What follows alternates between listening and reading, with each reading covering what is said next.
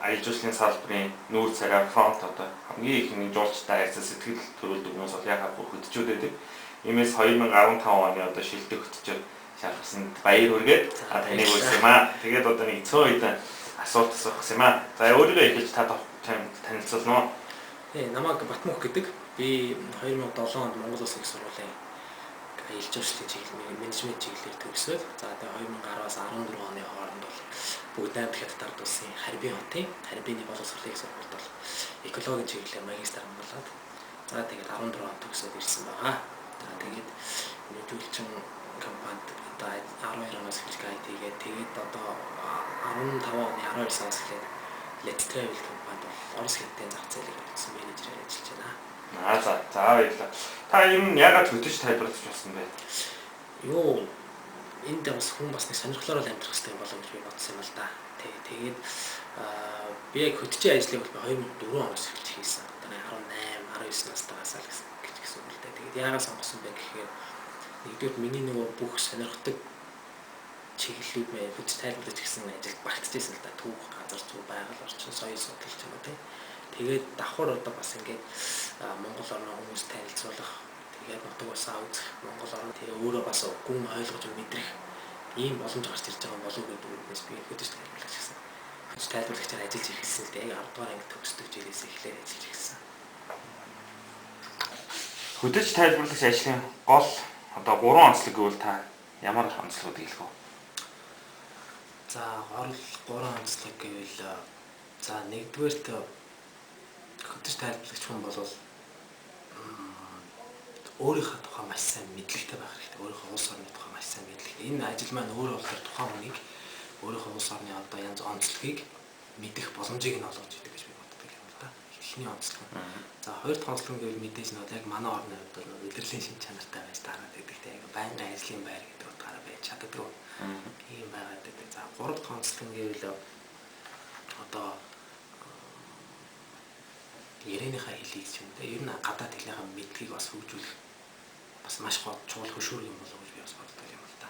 Зүгээр ингээд ширээний ард зугаад ном унших биш. Яг тэр орчинд харилцаад. Тэгээд ер нь аялал жуулчлалын тэргуун фронт явдаг хүмүүс. Ерөөс бол хамгийн л түрүүнд л одоо үздэг. Та ч одоо ямар хэлээр байж байгаа вэ? Би одоо англи, орос, хятад хэлээр 3 хэлээр хийж байгаа. За. Ер нь аялал эхлэхээс өмнө хөтөж тайлбарлагч юу бэлдэх вэ? Аялал гэхээс өмнө хамгийн түрүүнд ер нь болж игүүл эргэж байгаа жуулчдаа хатлах мэдээллийг бас авсан байх хэрэгтэй. Энэ тэр жуулчдаа бүр болж игүүл бас мэйлээр харьцаад үзчих хэрэгтэй. Яг тэр хүмүүс юу гэж сонирхоод байгаа юм, юу үзнэ гэж бодож байгаа. Тэр хүмүүс магадгүй Монголд ганцхан удаа ярьж байгаа ч амьдралынхаа турш бодож байгаа.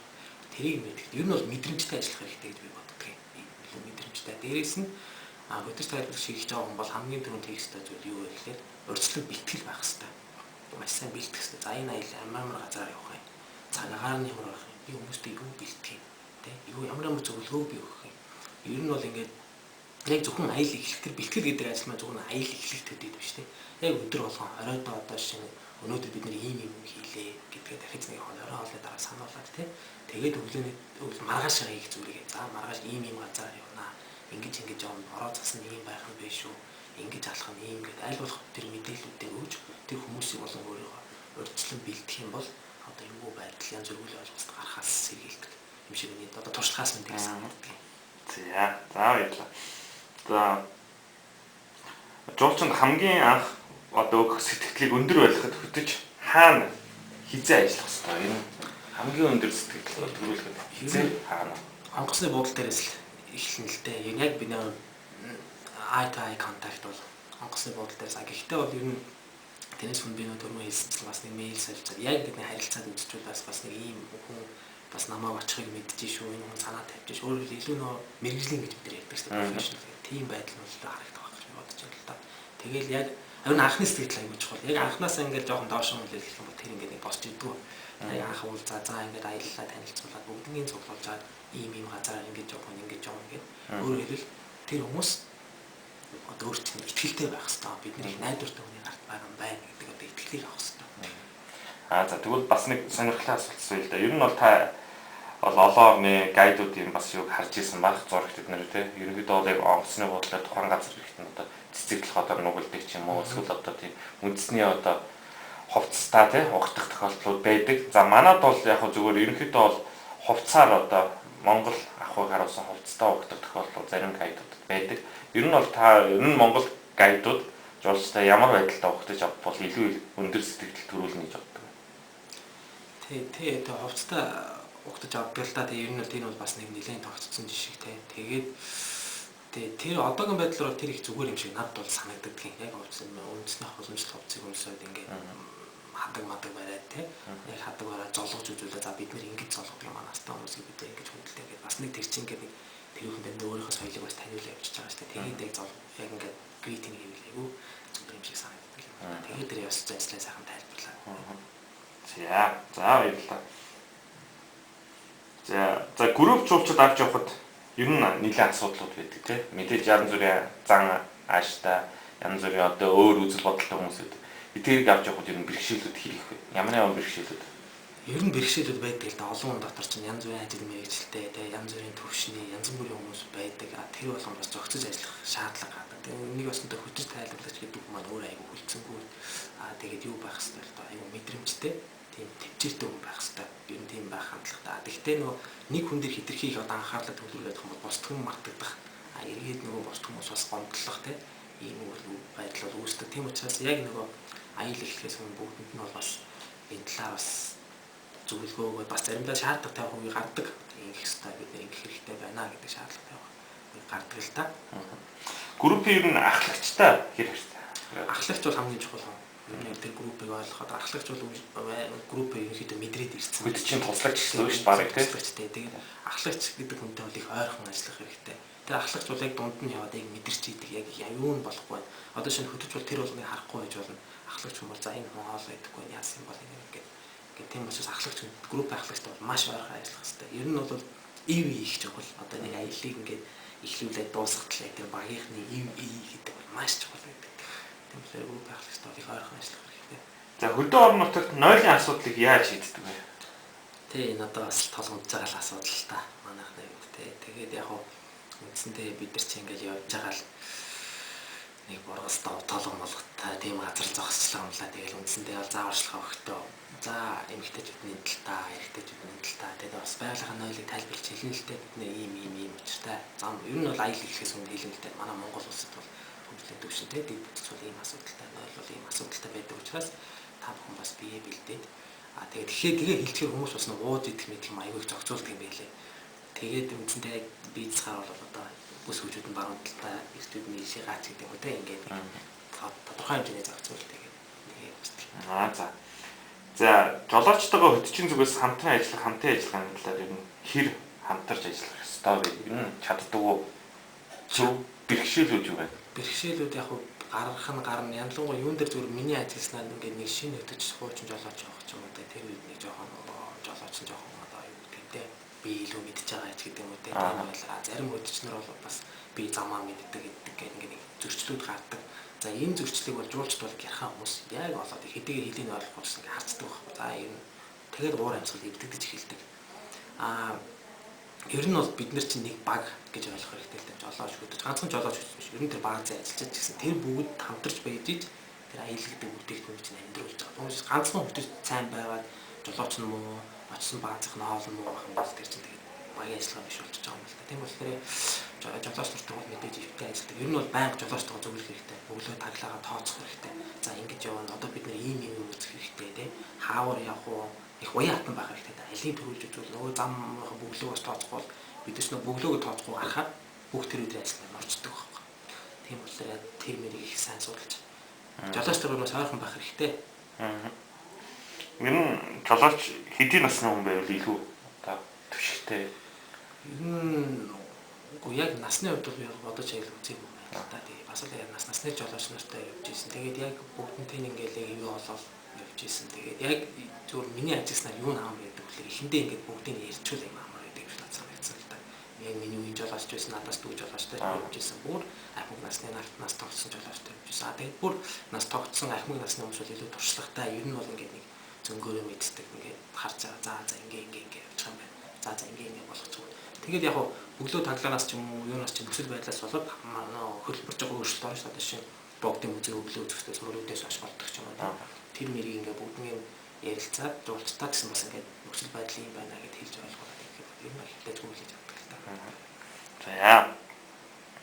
За цаг хугацааны хувьд тогтмол баримтлагдаг хугацаа гэж байдаг уу? Жишээлбэл одоо 2 цаг тутам хөдөө орнод явж байхад 2 цаг тутам яваад 10 минут амрах ч юм уу тиймэрхүү ер нь цагийн тохиргоо гэж байдаг уу? Тий байдаг. Бид нар чинь нэг үндснээ нэг хөдөө явж байхад нэг цаг нэг 10-20 минут яваал нэг зогсоос нэг 5 минут амардаг, алхахдаг. Тэгээд ер нь тэгэхдээ бол зураг авчихаар ч юм уу тийм азараас их очихыг боддог л да их айтаахан зураг авчихаар тий. Тэгээд бас мэдээж бас топ opportunity гэж байдаг. Бодвол зогсоод нэг зураг авах боломж гаргалтай зогсдог тий. Тэгэл одоо ингээд явж байгаа яг нэг цагийн тохиол нэг 5 цаг 10 минут 20 минут байгаа гэхлээр нэг одоо хондоо явж байгаа малч юм байх болоо энэ зогсоё зогсоол тэгэл тэр ах дуудаал сайхан ярилцлага өрнүүлээл танах хэдэн мал сур гэдэг сайхан зусч ийн гэл тэгэл нөх хүмүүсээ тэр ярилцлагын донд оруулдаг ч юм уу тэгээд нэг 5 минут л болно доо 10 минут чөрөхгүй дээ тэгээд эн чинь нөгөө нэг interaction гэж ярьдаг шүү дээ орон нутгийн хэрэгтэй яг нөгөө биеэрээ харилцаж үздэг тэгээд жуулчтай явж аюу сонирхолтой байдаг тийм байна эдгээр ч бас нэг боловсрол мэдлэг болгодог. Ер нь орой хэдэн үед одоо жуулчны бааз бол амрах газараа буудлууд илүү зохимжтой байдаг. Яг орой хоолны өмнө 6 мургагийн үед ачуулъя болдог. 5:30-аас 6-гийн хооронд. Тэгэл тэндээс чинь эхлээд орой хоолнууд идэл ингээл үндсэндээ амрах шатанд ороод явж байгаа. Тэгэл уусаас нь орно. За орой ер нь жуулчны баазад ингээд орой хоол идлээ. Тэгээ орой хоолны дараа ерөнхийдөө ихвчний чөлөө цаг бий болчдөг тийм. Зарим жуулчтай хувьд яг зүгээр ресторанд одоо пив уугаа суух ч юм уу тий.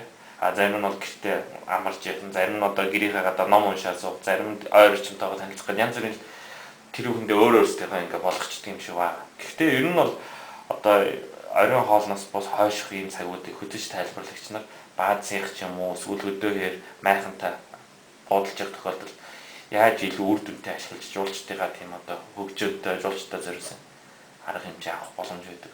Би бол шагаа аваа явчихдаг. За. Тий. Тэгээд яг ингээд нэг чөлөө цаг гараад яг ингээд нэг хүмүүс чинь нэг бүхэн дуусаад ингээд ажил нь дуусаад яг үндэ хүмүүс өөрсдөө сонголтоос болно л доо. Зарим ингээд нэг тийш алхамаар байж болно. Тэгээд би ингээд шагаа гаргаж ирээд шагаа гаргаж зааж өгдөг байхгүй. За ингээд энэ бол монголчуудын уламжлалт тоглоом. Тэгээд энэ тоглоомыг тоглосноор монгол хүний хараа сайжирдаг. Одоо рефлекс хөгждөг ийм юм учиртай. Тэгээд яг энэ бол монгол ах уу гэдэг. Тэгээд шагаа тайлбарж өгөөд морь уралдах.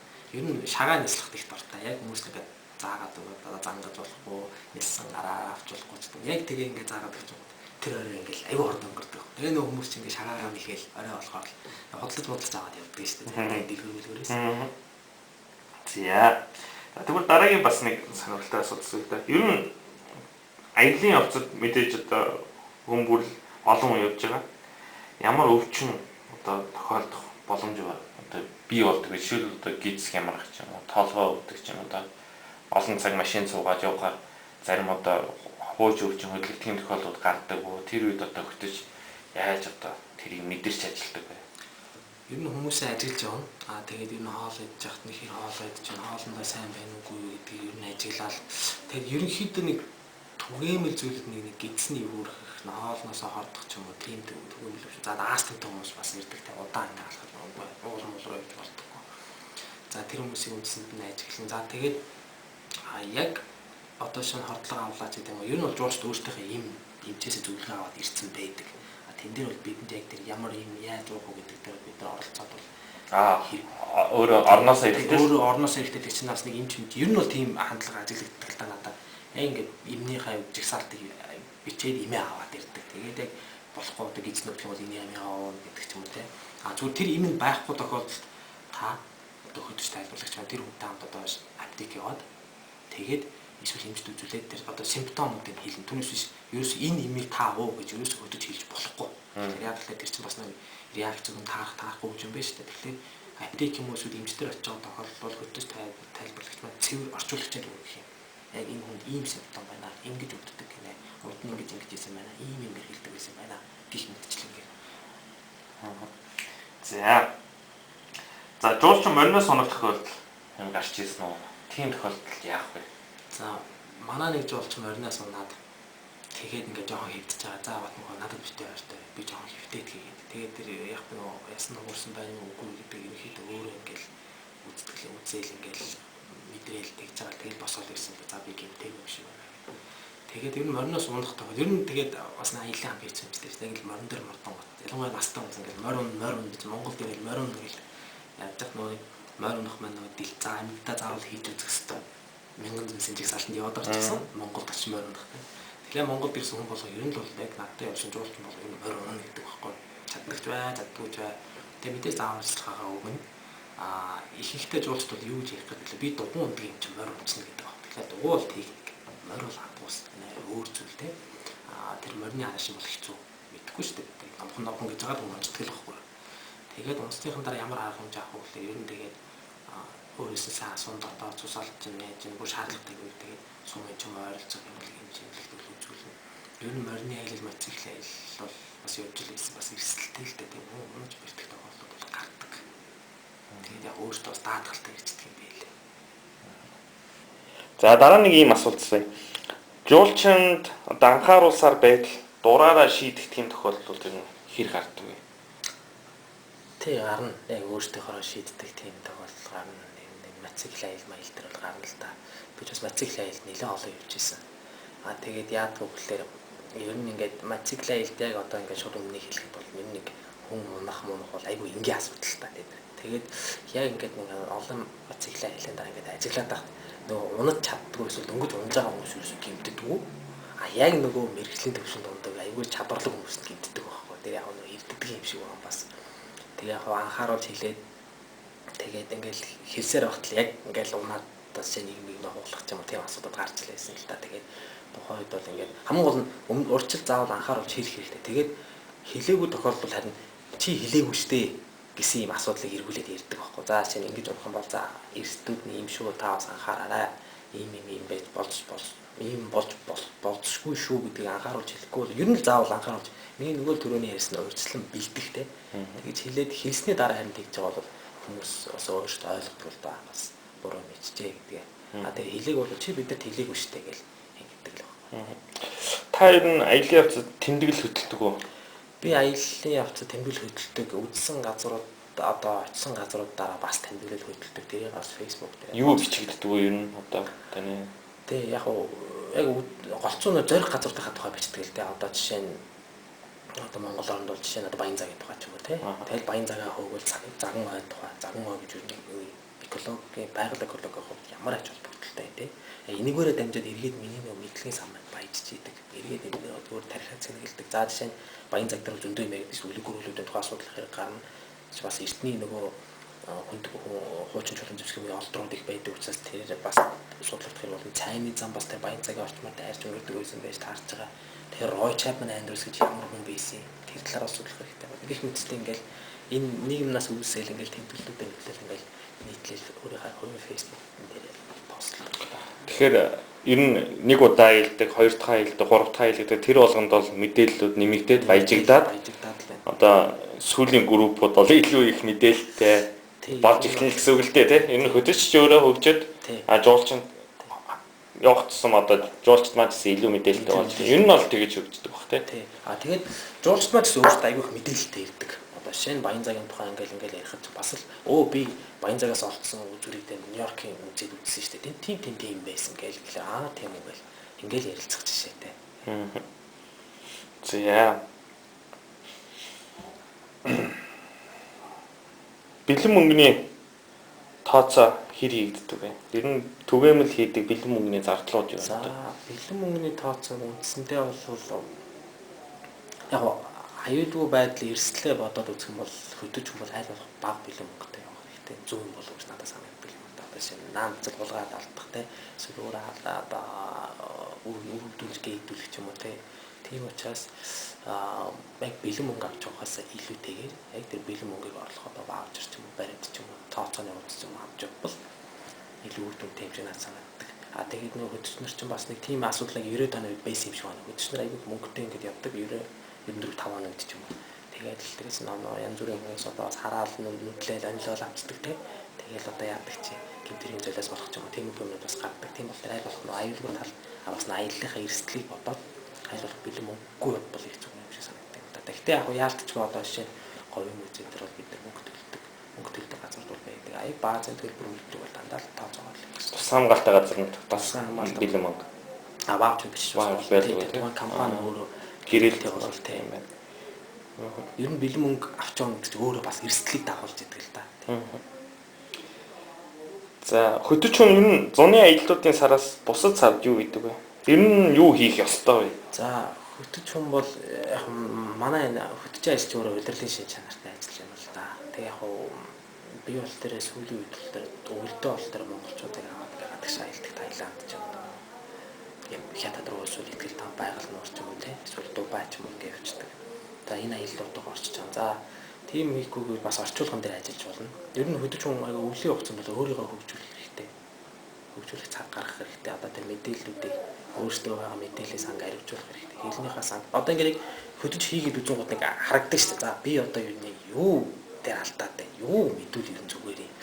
За хэлээ нэг энэ талын юм ярихдаа жоохон таарах юм байна гэдэг юм те. Хүнчнийг өөрийгөө ингээд олсон төлөвлөдөг шүү дээ. Яг тэр үедээ дараагийнхаа тэр мөнгөчлөхөд одоо өөрийгөө бэлдээд тэгэл явах хэрэгтэй. Тэгэл яг дараа зүйтэй зодоход бол өөр болно л доо. Тэгээд ер нь удирдлагын чин чанартай ажиллалтаар ихэвчлэн оюутан багш нар л хийдэг юм шиг надад санагддаг. Ажлыг. Хэлний ангийн тийм. Хэлний ангийн тийм. За альва нэг одоо түрүүн хэлжсэн те баян цаг ч юм уу альва нэг үзмэрийн талаарх одоо энэ тайлбар мэдээллийг та хаанаас одоо мэдээллийг авч бэлддэг вэ? Тэгээ яаж баяжуулдаг вэ? Очихоос гадна. Би бол яг миний хувийн арга бол би интернет гэхээс илүү ном нэлээд дуртай. Интернет одоо оохжснаас бүр ном ингээд яг баян цагийн тухай бичигдсэн номыг ингээд унших дуртай. Одоо жишээ нь тухайн газруудын. Тэг яаж баяждаг гэхээр нэгдүгээр би өөрөө тэнд аягүй сонирхолтой. Тэгээд мэдээлэл цуглуулах. Тэгээд зүгээр одоо жуулт манай ирж байгаа жуулт бол уншицсан ирж байгаа шүү дээ. Зүгээр нэг интернет бичсэн юмыг бол уншицсан л ирж байгаа. Яг тэрийг тавьчих давтаад ярих юм бол тэр хүмүүс нэг тийм сонирм биш. Тэгээд рүү тэгж уншицсан. Мэдээд зарим бүр мэдээд асуудаг байхгүй.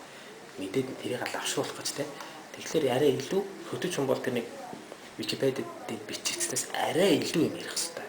Барай өөр юм их ч юм. Бичигдээгүй, мэдээгүй. Тэн дээр олддог даа. Тэр хүний уншаагүй гэж бодсон юм ярих хэрэгтэй. Тэгжиж илүү сонирхолтой. Тийм бол тэр ер нь өвлийн хугацаанд би юу хийдэг вэ гэхлээр яг ажлын хайж гарч юм уу ингээл яг ном уншаал тэгэл тэрнтэй холбогдох номуудыг олж уншдаг. Ер нь зөвхөн жоохон ном дуртай л та. Тэгэл яг тэргээр мэдээлэлээ баяжуулаад явчихдаг. Тэгэл нэг зүйл ярихаар ч яг нөгөө ураал нөгөө зүйл нь гарч ирээд байдаг байхгүй. Ер нь жуулчдын одоо ахуй соёлын хэрэгцээ за шашны одоо зөрүүтэй байдал зэрэг ингээд одоо нэг группод өөр сонирхолтой өөр одоо шашны үзэл бодолтой тиймэрхүү хүмүүс одоо аялал тохиолдол гардаг баг. А ийм үед одоо шашны сүм үе дээр орох за зоогийн газар хоол ундны асуудалтай.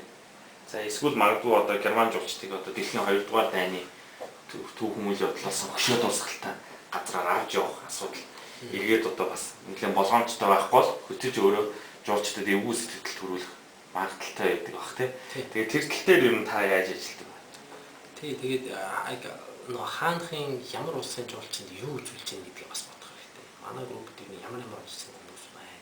Одоо шинэ ингээ хятадтай явж байгаа Монголын түүхийг ярина гэдэг өөр айгүй эрсдэлтэй асуудал байдаг байхгүй юу? Хятадын Монголын түүхийг үздэг өнцгөн өөр. Бидний нэг үздэг өнцгөр. Өөрөөр хэлбэл хятад юу гэж үздэг вэ? Хятад Тайваны жуулч за Гонконг орч юм даа юу гэж үздэг вэ? Монгол бол юу манай нэг байсан. Тусдаа улсаар байгаа гэдэг. Чингис хаан гэдэг чинь хятад хүн. Зүгээр шууд тэгжэл хэлдэг. Бид нэр тэгжэл заадаг сургууль. Билааны гэсэн тэгжэл заадаг. Юан гүрний байгуулсан хятадыг нэгтгэсэн гэж ярьдаг. Гэтэл бидний өнцгөөс бол бидний хятадуудыг түүнийг эзлээд тий эзэлж аваад одоо улстай нэгтгээд улс байгуулсан гэж үздэг. Ингээд тайлбарлаад ирэхлээр айгуу нэг юм хэцүү ойлголт юм гарч ирдэг байхгүй ингээд яг музейчдад ороод ингээд тайлбарлаж байгаа. Ингээ манай за тэгэл нөгөө тусгай тогтнолын асуудал ингээл яригдал эхэлдэг тийм бол тэр ямар улсын жуулчтай яаж явах чинь гэдэг ямар газар үзэх чинь гэдгээ тооцоод тэгээд тэн дээр би юу ярих вэ гэж бас бодох хэрэгтэй. Тэгээд нэгд одоо шинэ би хятад хүмүүстэй зөндөл би өөрөө хятад сургуульд өгсөн. Ингээл ер нь яаж тэд дэрт ингэж тайлбарлаад ойлгохгүй. Зүгээр л яг л нөгөө номон дээр уншиж байгаа өөр хорол Тэгэхээр тэн дээр бол яг хөөхлөөр ерөөдөө мэдрэмжтэй хандаад зарим нэг юм ярихгүй байх хэрэгтэй. Бүр тийм хэрүүл болж магадгүй тийм сэдвүүдийг ялангуяа хятад болон Оросын жуулч.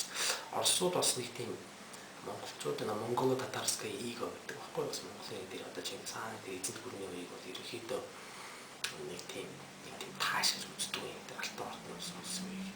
Манайхан бол юу гэж тайлбарлуулдаг бараг Оросч чиний хүч байгаа үсэн тийм монголчуудын л авьяастай гэж хэлдэг баггүй. Тэгээ хэлчих юм бол Орос жуулчдад хийж зүйлээж авахгүй. Гэх мэтсэл тийм бол тэр юу ямар жуулчд тавьж барууныхан бол өөр. Тэр Япон бол тэр бас өөр л явдаг л та. Тийм баг тийм. Энэ хятад жуулчд гэснээр хятад жуулчдыг авч явж явах нь хоолны асуудал илүү хүнд байдаг уу? Тийм. Ер нь хятад, Тайван, хятад, Сингапур, Гонконг гэдэг бол хоолн дээр жоохон хүнд байдаг л та. Яг төрлөө олшуулах хэрэгтэй эсвэл порц нэмэх хэрэгтэй.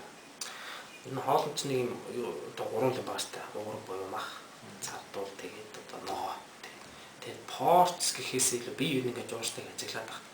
Порц их багтаад биш ер нь хангалттай. Тэгээд бүр ингээд гизээ бүртэл цадах биш. Тодорхой хэмжээнд бас нэг ингээд цадаад явждаг. Тэгээд аль болох нөгөө хүмүүс ч нөгөө хоол үлдээхгүй их байхтал дээр их боддог болсон юм байна л да. Тэгэхээр манайч нөгөө порц нэг хийчихлээр тэд нар чинь ингээд нөгөө хичнээн хамтарсан ялч үлдэж таадаг. Тэгээд ингээд хайн их авирт нэм хэцүү. Тийм бол тэр яг порц дээр бас анхаарах хэрэгтэй. Тэгээд яг тэр одоо мах буюу уурга тийм цардуул тэр ногоо биш амин дэм гэх юм да. Өөрөө яг одоо тэр тэнцүү мэд хангасан. Тэгээд дээрээс нь бас нэг юм бол байгаа юм л да. Одоо зөв нэг зөвлөгөө болгоод хэлэх юм да. Одоо ингээд бааз дээр очих ингээд ногоо моо хатагтай их нэг шинэ ногооны салаад юм. Зарим нэг юм бас нэг сонголттой байвал жуулчтай дуртай байх юм шиг. Одоо шинэ за өнөөдөр шинэ ногооны салаад гарсан эсвэл ногооны салаад гарсан та хэлээ авах. Тэгэхээр тэр хүн шинэ ногооны салаатанд аль нь дургүй гэж бол гэдэг. Тэр хүн юунд дуртай бол тэр хүн сонголт өгч байгаа юм. Тэгэхээр тэр хүн дуртай байж байгаа. Өөрөлд тэр хүн сонголт их боломж нь болчихж байгаа. Ер нь тийм баазууд ховор уу? Ер нь бол ховор доо. Яг л ингээд нэг юм ингээд гарцдаг шээ ер нь тийм. Тэгээд магадгүй бүр баазууд хэцүү гэж бодож байгаа хөдөлтөй ч юм компанид урьдчилаад ярьж байгаа. За тэр хөдөлтөй нэрээ ийм хоол гарнаа. Тэгээ өчтөн төрүүлээд ингээд нэр мэрийг бичиж аваа. За тийм салаад хийдэг мэдх юм байж гэдэг юм те. Тэгээд яаж бол бас зүгээр бас нэгснээс нэг үйлчлэх юм жоохон ч гэсэн нэг сайжруулах юм бас төвхөрөлтэй. Энэ гэр баазаар 7 хоног аялалд ер нь нэг хоол хэдэн удаа давтагдчих. Давтагдана. Яг шинэ нэг газар цол дахиад маргааш дахиад дахиад маргааш дахиад тэгэл ингээл спагетти дээр явдаг тийм. Яг амархнаач боддог юм уу яадаг ч юм бас олон хүн яриад ажлынхаа ачаалал боддог багтаа. Энэ дээр нөгөө манай баазууд маань яг юу гэж яг бас хөдөлчин зүгээс анхаарах хэрэгтэй зүйл юу гэхээр нэг хоол давхцуулахгүй байх талтай. Заримдаа би энэ баазууд нэг бие нэрээ нэг аялаад үзээсэй гэж боддог байхгүй. Нэг очоод нэг биенийхээ меню өгч юм сонирхолтой энэ нэг тийм нууц гэхээс илүү яг одоо жослоо багийн ажилтай л энэ газар очоод ингээд хоолоо давчих гэдэг гарч сонирхолгүй шүү дээ би бодчих тийм. Тэгэхээр нэг за тэр бааз дээр зарим баазууд тэгдэг юм одоо жишээ оюун зарим баазууд бол та өчтөр 20 ямар хоол идсэн бэ? Гэж шууд асуучдаг. Тэгээд бид нар юм гэсэн тэгвэл өнөөдөр бид ийм үг зүгээр юм бэ тийм зүгээр тийм өнцгөөс бас хандвал бас их зүгээр. Та нарын одоо яг саяны ингээд хоолны давтамжтай холбоотой та нар саналыг гаргадаг уу тэрийг нь биелүүлээд өөрчлөх тийм юмуд гаргадаг уу? Гаргадаг. За өөрчлөлт хөдөө өөрчлөлтөн заримдаа тэгэл бас нөхцөл байдал нөөц болцооноос болдог байх та өөрчлөх боломжгүй байдаг гэдэг. За бас тэр үйлчлэгэн дээр баазууд маань анхаарал бас. За монгол хэлний олон салаа утгуудыг гадаад хэл дээр буулгаж орчуулах бэрхшээлүүд мэдээж гардаг баг. Тухайлбал одоо ямар үгнүүдийг орчуулахад Монголын одоо ах トゥ соёлтой холбоотой тийм. Одоо айрыг эсгэх ч юм уу тийм. Цаам эсгээд айрыг болгох ч юм уу эсвэл одоо тийм цагаан эдээ тэр нь өөр улс оронд нэг байдаггүй тийм үйлдэлийг тайлбарлах төвөгтэй юу? Төвөгтэй. Тэрийг бүр ингээд эхнээс нь процесс нь тэр чигээр нь ярьдаг байхгүй. За монголчууд бол нүдлээ одоо мал аж ахуй эрхэлдэг тийм. Нүдлээ. Тэгээ ер нь ингээд яг эхнээс нь тайлбарлаад явах дээр би бол шууд хэлдэм л да. Монголчуудад бол газар тариалал эрхлэх боломж маш хурц. Угаасаа байгаль цагууд гэж шаарддаг. Тэгэхээр нөгөө ихний сонголт ингээд байхгүй болчихж байгаа. Хоёрдугаар загас тодорхой хэмжээний нөөцтэй болох. Хүн болгон ан агнаадах бол найдад төрчих шүү дээ. Тэгэхээр нүүдлийн одоо мал аж ахуй гэдэг нь ялч монголчууд эрхлэхээс харахгүй юм аж ахуй байсан. За тэгэхээр энэс нэглэл тайлбарлана л да. За ингээд ерөнхийдөө сүү цагаан гэдэг бүтээгдэхүүнээс ийм нэг хэлнэ. Тэгэл эндээс за энийг ингээд ингэж хийгээд ийм юм гарнаа. Энийг бид нар хааруулгаас нэг хэлнэ. За үүний хасууг хаагаад ингээд хүүрэндээ ингээл одоо шинээр ганц монгол үгээр нэг 2 3 үгээр хэлцдэг юм чинь бид нар ингээл зэндэг ярээс очдог байхгүй. Тэгж ярихгүй бол тэр хүмүүс ойлгохгүй шүү дээ. Ингээл яриад тэгээ ингээл яриад юу ч тийм. Тэгэхээр тэгж тайлбарлах юм бол илүү хүнд хүрэх юм санагдав. Тэгээ жоохон цаг ордог. Ялангуяа нөгөө одоо ингэдэг байх шиг Итали групп ирэхлээр групп графикс надад чинь англиар яриад тэгээд дараа нь давхар тэр хүн Италиараа нөгөө хүмүүстэй орчуулж хэлнэ. Их мэдсэн нэг цаг авдаг. Би л дээ. Та би одоо ингээд одоо бүр ингээд яг бодит юм нэг асууя л та. За Сүхбаатарын талбай дээр очлоо. За Сүхбаатарын талбайг тайлбарладгүй, Чингис хааны талбайг тайлбарладгүй. Сүхбаатарын талбай гэж тайлбарладаг. Тэгээд нэр нь бол ингэж солигдсон, ингэсэн гэдгийг бол хэлдэг. За тэгээд ер нь бол яг тийм асуулт бол гарсдаг. Та нар чинь Чингисийн нэр зөндөө юм нэрлэдэг юм байж тээ. Бөөр ингэж яг гэдэг ингээд тоолж баг Чингис гэдэг нэртэй дотоод гарах нь болох юм байна гэж нэг хүн хэлж ийсэн. Тэгээд яг Сүхбаатарын талбай гэдэг тайлбарлалтай юм. Сүхбаатар жинжинтэй түүхтэй холбоотой учраас Сүхбаатарын талбай гэж ярина. Гэхдээ зарим хөтөлбөрчдөө шууд Чингисийн талбайг бичсэн байдаг л да. Тэгэхээр би Сүхбаатарын талбай гэж тайлбарлав. Шүүгээ тайлбарлаад Сүхбаатарын тухай ярих хэрэг гарна. Тухайн үеийн түүхэн нөхцөл байдлыг ярих хэрэг гарна. Тэрийг ярихын тулд арай жоохон өмнөх түүхийг сөхөж ярих хэрэг гарна. Тэгж нэг хөрсөн дээрээ буугаад ийм өчтөн хүмүүс ийм биш дээ. Ийм учраас талбайг нь байгуулсан байх гэдэг ойлголттой. Тэгээ мэдээ сүлд нөгөө Чингисийн талбай болгосон болгоогүй гэж нөгөө бас ярина шүү дээ. За жуулчдад энэ ангаа ярьж өгдөг үү? Ойлгодог уу? Нэг хахтаа юу л ярьж өгч байгаагүй юм байна. Гэхдээ хөгжлөөр ер нь ярьж исэн юм байна. Гэхдээ ер нь нэг байнга түгээн л бол биш. Ер нь бол ярьж исэн. Яг одоо санаа нь ямар нэг ярьж илаа санаанд байна. Ер нь бол ярьж исэн. Ер нь одоо ингээд 2 3 цаг ингээд автомашинаар хол замд явах тохиолдолд машин дотроо жуулч яг зүгээр ер нь бол хол замд ингээд 2 3 өдрөөс бол их хвчлэн унтаал явах л та тий. Босод үед нь ер нь жуулчтай ямар тайлбар өгдөг вэ? Одоо үзмөрийн хооронд хол зайтай байдаг. Зүгээр ингээд одоо уулын хөндөөгөр яваад идэг юм уу талаар яваад идэг. Тэр хооронд үзэх арга юм байхгүй. Сүмэртлээ ингээд яваад идэг тий. Тий одоо жишээ нэг ийм аялал байна л да.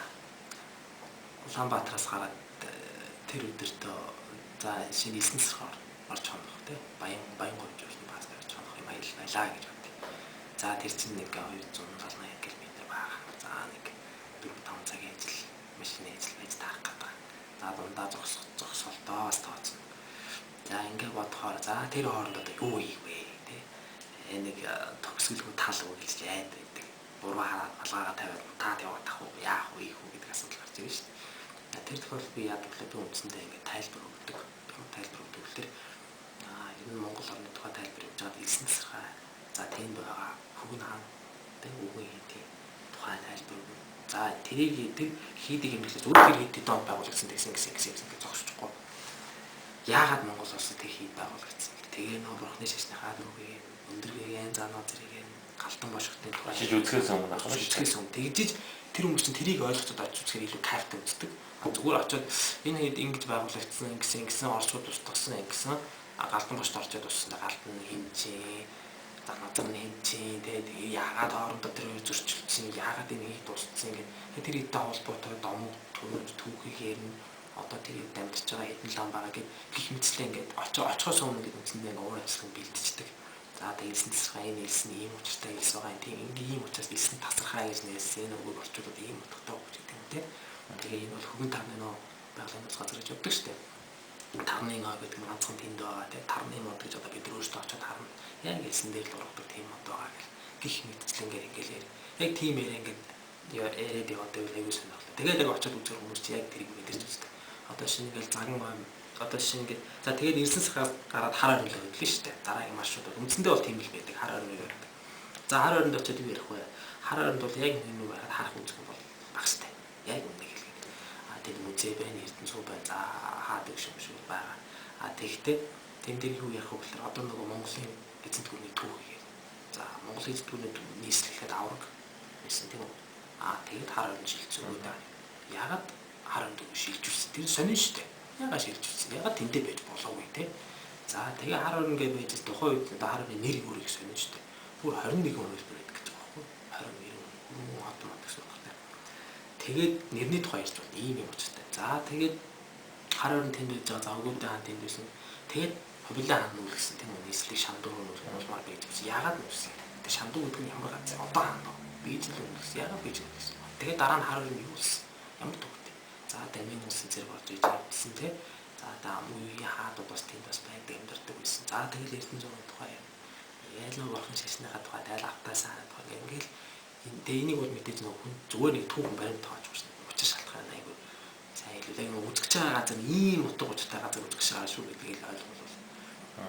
Тэгэл тийж нэр хүмүүс асуулт асууж штэ юм байна тийм байна. Тийм үү би ингэж уншсан чинь зүгээр ингээ өөх хөтч яриад байгаа биш. Хүн чинь бас ингээ гараар өгöd асуудаг байхгүй. Би ингэж уншижсэн чи энэ тал дээр юу гэж бодож чинь гэдэг тийм бос нэг тэгэл ингээд тэр урт цаан тэгэл дуусчихдаг. Тэгэхгүй ингээд тулаалаа явал тэгээд тэгээд бас ядардаг шүү дээ. Үзэж байгаа юмнасаас таашаалах болчихдог. Монгол сарлагаас жуулчд айж байна. Сонирхдаг би яг миний яг ер нь тэмээ сарлаг хоёрыг бас амар сонирхдаг. Яг айхгүй. Энэ баавгар шиг харагддаг мөртлөө их ном хайдаг. Европ барууныхан үддүү хараагүй болоод байдаг юм л да. Яг ингээд өхөр сарлаг хоёрыг харьцуулж боддог юм шиг байна. Тэгээд сарлагч бас жоохон тийм юм шүү дээ. Үргэлжлээ. Тэгээд яг сарлагаа тайлбарлалаа сүүний учиртай гэдэг. Өхөр сарлагын дундаас гарчдаг гэдэг гэх бүгдийн байж. Хүсгэлт голдуу сарлагууд их байдаг. Сарлагтай айл юм гэл. Тэгэл тэгэхээр ч хүмүүс нэлээд сонирхоод өхөртэй харьцуулж бодно л да. Монгол өхөртэй. Тэгэл тийм юм бол төвдөд бас сарлаг байдаг тэгэл ингээл. Тэгээ нэг айжсэн төгөгийг бэ мэдхгүй зүгээр. Аюул их сонирхдаг тэмээгч гэсэн. Унжсэн тий бас унжсэн. Тэмээ бол тэмээ ч өөр бас гайхамшигтай байдаг шүү дээ. Монгол баг Монголын брэнд болохоор энэ шүү дээ. За хамгийн сүүлийн асуулт нэг юм асуулт. Монгол орны одоо та жуулчд ингээд аваад аялж байхад хамгийн сэтгэл багтан очиод үзүүлээ тайлбарлахад одоо нүүр одоо тэгээд ер нь очиход өөрөө ч гэсэн тий жуулчд маш өндөр сэтгэл үзүүлээ тийм дестинашнууд хаана очижсэн газраас би энэ асуулт маа найз гэсэн асуулт байхгүй чиний очижсэн газраас хамгийн гоё нэг айл гэлээ. Яг ингээд нөө бодохоор бүгд л гоё санагдаад байхгүй надад ингээд. Гэхдээ яг бас юу л ахал та тухайн хүн юуг сонирхож байгаа гэдгээс болдоггүй. Хөвсөлд очиод гоё яриад л бодохгүй л ахал та тий. Зүгээр миний хувьд ингээд очиход хамгийн одоо гоё надад одоо хамгийн дотн санагдсан газар бол Алхан гол. Тийшээ бараг ер нь бол жуулчд их явдаггүй. Харьцуулахад гоё ч үүсгэлтэй харьцуулах бараг дуутай гэсэн байна. Гэтэл халахын голд очиод яг ингээд одоо бараг л тэр чинь нэг тайлбарлахтаа бол зүгээр нэг юм тулгаралт байсан. Тэгэл бараг ингээд мартчих гээд байдаг шүү дээ. Гэтэл халахын голын тулалдааны аж холбогдол гэдэг гайхамшигтай байдаг байхгүй. Юу гэдэг бараг тэр Сталинградын тулалдаантай энэ зэрэг зүйлс тийм одоо аж холбогдолтой тийм тулгаралт болж ирсэн. Бүх Монгол үндэст нэгдэхгүй гэдэг асуудал тэнд яригдчихсэн.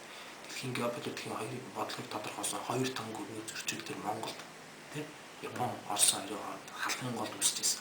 Нэг нь өгөхгүй гэж үзсэн, нэг нь аавна гэж үзсэн. Яагаад шалтгаанаас үүдэл бас л гоё юм зөндөө гарч ирв. Тэгэл яг тэнд очиод бид нарын энд чинтэй олон эрэлхэх хөвгүүд тэндээс төрлөө шүү дээ. Монгол улсын баатар. Тэнд гадаа яагаад ч халахын гол би 3 удаа очсон. Зүгээр ингээ огшоод ирдэг байхгүй тийм.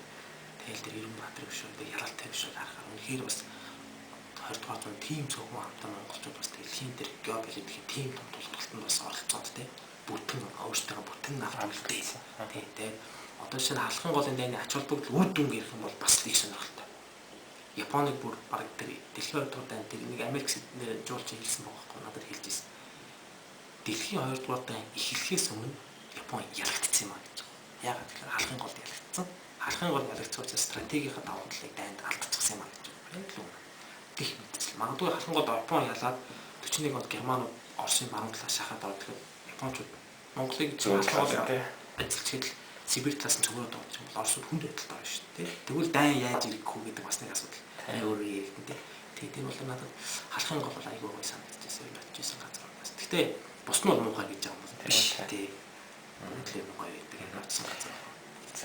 За өнөөдрийн ингээд ярилцлага ирж үнтэй одоо туршлагаас авалцсан баярлалаа. Тэгээ ажилд нь амжилт хүсье. Намайг бас урьж оролцуулсан та бүхэнд их баярлалаа. Тэгээ та нарт гэсэн Ажил өндөр амжилт хүсье. За Баярлалаа. баярлалаа.